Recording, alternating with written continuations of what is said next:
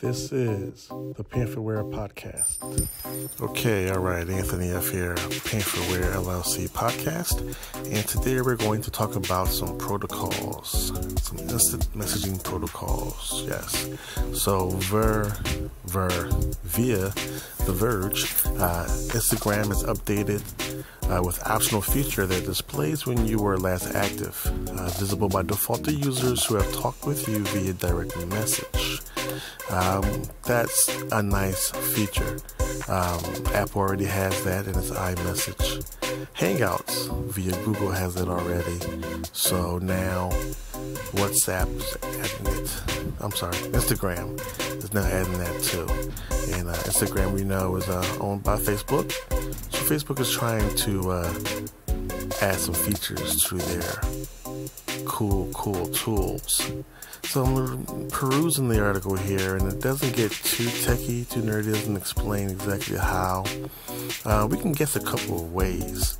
According to Wikipedia, more than likely it's doing a simple session protocol going on. Simple is a session initiation protocol for instant messaging and presence leveraging extensions. Usually it's simply called SIP, S-I-P, Session Initiation Protocol. And SIP is cool because SIP does a lot of things. SIP allows you to do the VoIP calls, the voice over IP calling that Comcast has and other companies. SIP allows you to do that because of that protocol. You can transfer your voice and digitize it over the internet and then bring it back on the other side and make virtual phone calls. That's cool.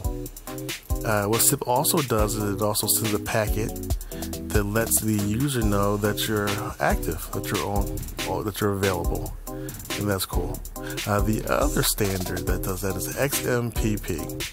XMPP is usually for just instant messaging, just text, and I believe that is what something similar to iMessage, where it lets you know the last time you were online, and it lets you know if the message that you sent was read, or if it was just shot out there and hasn't been received yet. So those are cool protocols that are on the back end of things that makes app features, communication features work. There's another one called MQTT that does the same thing, only it's even such a even lower level. There's a lot of resources, and it's called the MQ telemetry transport, or the message queuing telemetry transport, which does the same thing as XMPP. A little bit different, but gets the job done also, and there's even less resources. So sometimes they use that. There's a lot of cool applications out there that use these protocols. Not only SIP and not only VoIP phones use it, not only iMessage use it, but also group chat uses it. A lot of people nowadays they use Twitch, and they use other protocols and companies to talk and chat with. They use these protocols, and it's cool, it's fast, and even though these protocols are super old, like MQTT, the first version was made in 1999, which is super old in technology, they still work, you know. XMPP, let's see, originally was also 1999 because it was called Jabber back then. Remember Jabber? Yeah, dating ourselves here. But these protocols still work. It is good to know that some things don't change. The outside might look different, the user interface, but the backbone is solid, stable things that does not change. And that's actually good. That's reassuring.